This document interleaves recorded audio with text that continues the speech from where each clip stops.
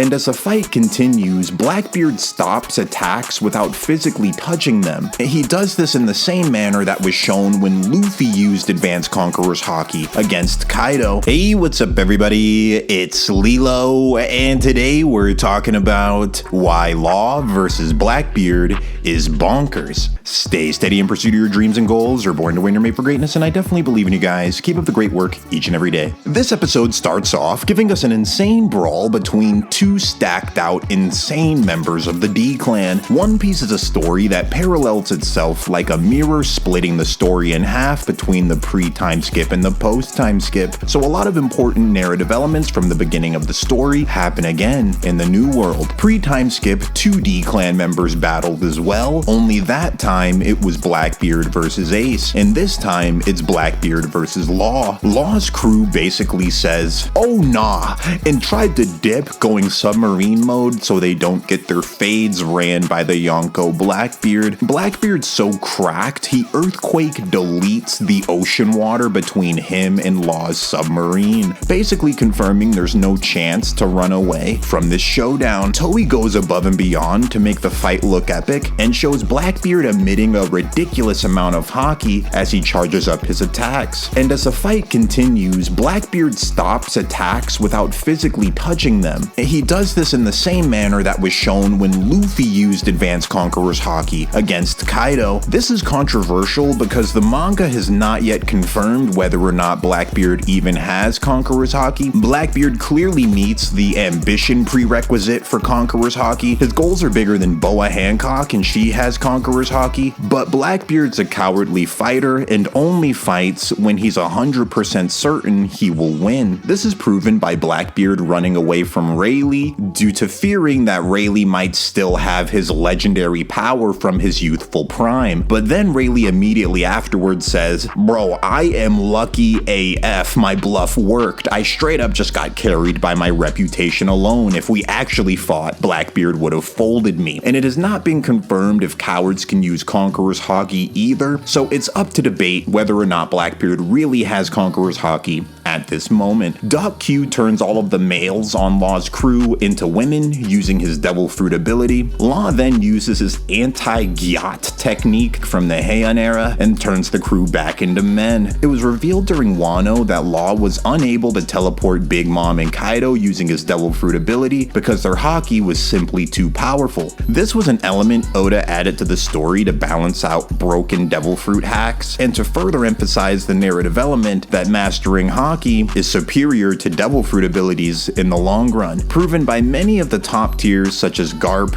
Roger, Mihawk, and Odin, all becoming immensely powerful with just Haki alone. So in this scene, Law overpowers Doc Q's fruit with his Haki, the same way Big Mom and Kaido were overpowering Law's ability during Roof Piece. Doc Q states only a person with a 3 billion berry bounty could do that, implying it takes a lot of Haki to overpower Devil Fruit hacks, and most Haki users can't do this, which is proven by Law being able to move Doflamingo with his Devil Fruit abilities, but he wasn't able to do this to Big Mom and Kaido. The battle transitions to land with the Blackbeard pirates showing off their new Devil Fruit abilities that were all clearly hand-picked to amplify their natural abilities that they already had. Burgess has a new mask covering half of his face because of the damage that he took from Sabo back in Dressrosa. You need 4 road poneglyphs in order to find the One Piece treasure. They're scattered all over the new world, and basically only the top tier characters like the Yonko are strong enough to get their meaty claws on them. Blackbeard's here to steal the road poneglyphs that Law stole from Kaido, and Blackbeard implies he was so confident in his power that he believed he would have been able to kill the Straw Hat crew, Kid's crew, or Law's crew if he had to. He didn't know which one of them he was going to run into here, he didn't care, and felt like he was going to win this fight regardless. Law says, "Nah bro, you're not robbing me, I'm robbing you. Let's throw these hands." And Blackbeard stances up looking about as intimidating as Yujiro from Baki. Law goes straight into Awakening and doesn't waste any time in base form fighting this Yonko. Law chops Stronger, the Pegasus, in half, sending Blackbeard falling out of the sky. Blackbeard throws a counter Quake Punch that nearly destroys the entire island, Law and his crew included. Law's crew proves they aren't completely useless useless, no-name jobber fodder by jumping into the water and pulling off Fishman karate-style attacks to protect the crew from an attack from Doc Q. Toei adds some filler here to make John Bart relevant and has him tank a bullet from Van Auger to the tummy without taking any notable damage. This scene's controversial too because right after this they show Van Auger one-shot destroying Cracker Biscuit soldiers, and these Biscuit soldiers were so strong that Gear 3 Luffy could not break through them in Whole Cake Island. So how is that possible? Does that make Jean Bart more durable than the Cracker soldiers? Well, the simple answer is both of those scenes never actually happened in the manga the same way that they happened in the anime, so it's really up for debate and you could just throw it out as cool looking filler if you really wanted to, which is what a lot of people are doing. But here's two other ways of viewing it. Option 1, yes, Jean Bart is more durable than a Cracker soldier, and even if that's true, it would not be that big of a deal. Luffy's become so powerful in Wano that his current base form without using any of his gears at all, just Advanced Conqueror's Haki and Fisticuffs, is already many times stronger than Gear 4 was at the end of Whole Cake Island, especially if you're an anime only. Start of Wano, Luffy hit Kaido with an entire onslaught of Gear 4 attacks, including freaking King Kong Gun, and Kaido could not feel that. Then end of Wano, base form Luffy matches a stronger version of Kaido in his Man Beast form, which is literally the Kaido equivalent of Gear 2nd. He matches this amped out to the max Kaido in power in his base form and splits the gosh dang sky. So yeah, base Luffy right now could one-shot the Cracker soldiers, so it's not as big a deal as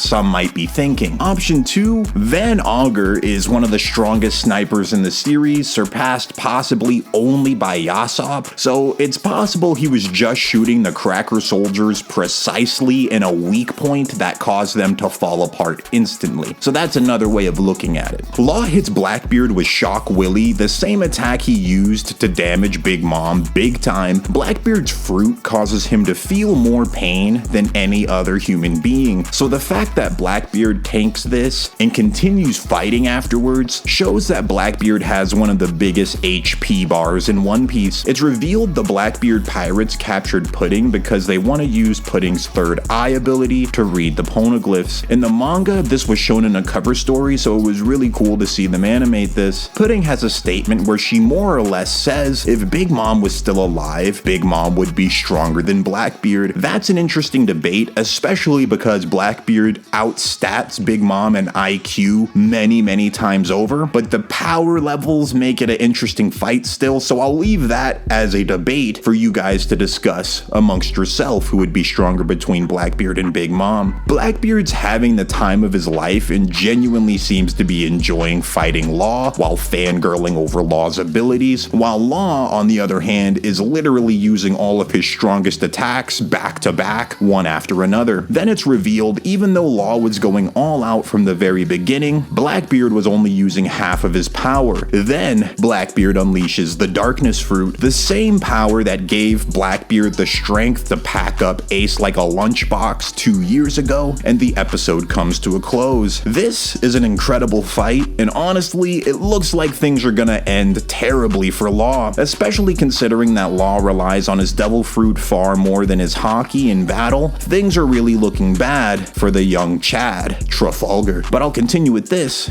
and a lot more in the next video.